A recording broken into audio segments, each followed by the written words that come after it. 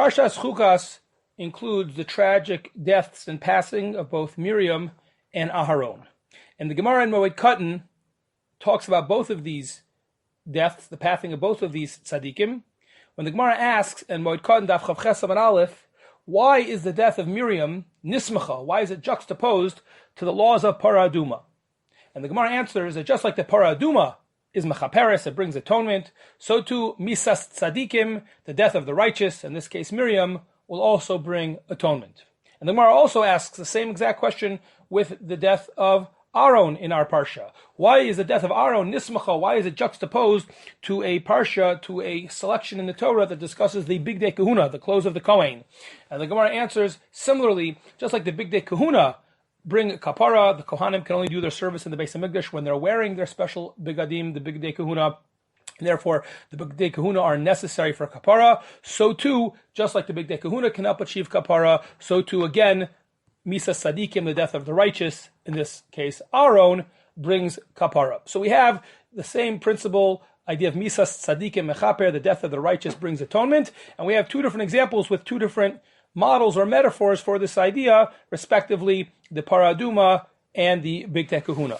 Rav Kook, in a sefer called Midbar Shur, which, if memory serves, is a collection of his Divrei Torah that he delivered in a small stage in the early part of his rabbinic career when he was in Switzerland. It's an early stage of his life, way before he became the famous Rav Kook.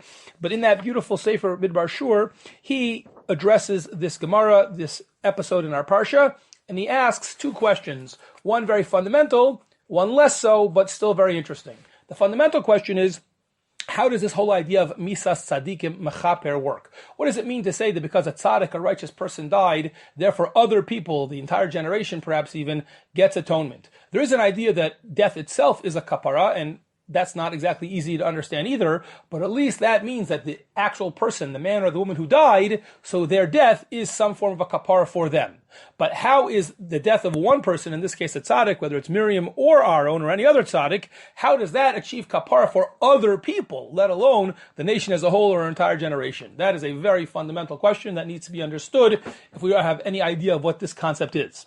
The second question asked Rav Kook is not as broad and as fundamental, but still quite interesting, which is, if we're going to make that point, why does the Gemara need two different stories and two different models to make that point? Right? It's the same point in both parts of the Gemara, so why do we repeat it, but once using the Parah Aduma as the model, and the second time using the priestly clothing, the Big Day Kahuna, as a model? It seems to be redundant. Why was it necessary for two different things?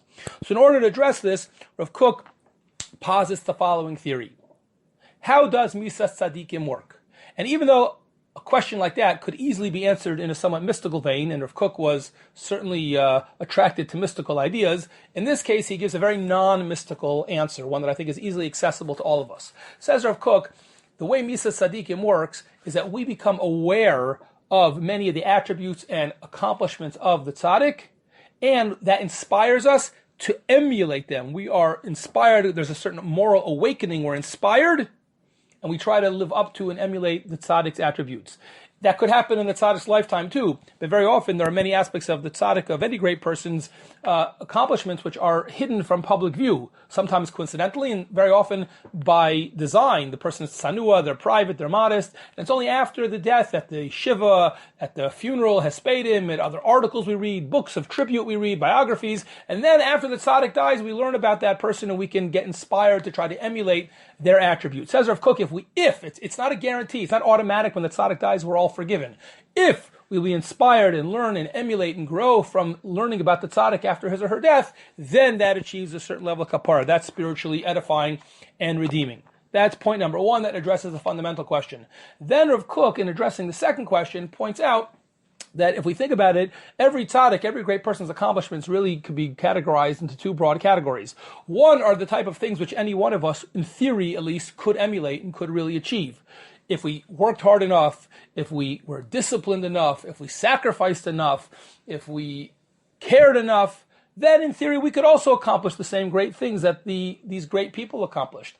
That could certainly be in the realm of benam l'chavero, generally interpersonal relationships, chesed, kindness, doing for others, even davening to some extent. What's stopping any one of us from being great daveners? We just have to care enough and work hard enough and try hard enough, and eventually probably it will come.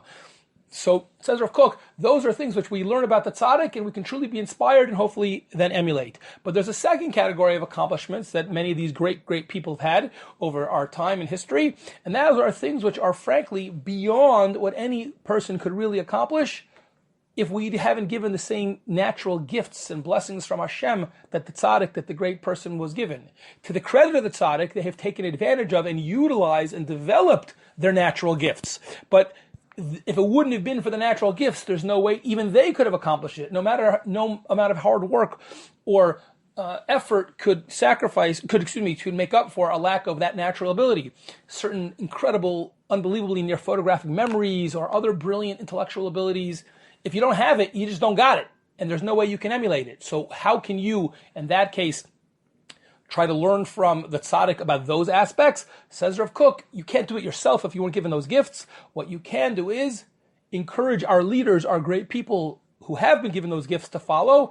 And, says Rav Kook, I guess with charity and other things, we can support people who will hopefully then have the training and the ability to achieve those things if they have been given those gifts. So the first thing we can actually do ourselves. The second category we can admire and we can help support and role model for other people who actually have the ability. Says Rav Kook, it's these two categories which are parallel to the two examples in the Gemara. Because the Parah Aduma, for all of its mystical mystery, it works on anybody, one person at a time, man or woman, doesn't matter, Kohen, Levi, Yisrael, what shevet you're from, you're tameh, you sprinkle the ashes, you can get tahara, you can get kapara. So too, that's the first aspect of the tzaddik. Anybody can achieve the same thing. But when it comes to the Kohanim, only a Kohen wears the clothing can achieve kapara. We all benefit from the Kohen. So too, that's the second category of things which we can't do, but other people, if we support them, can help us.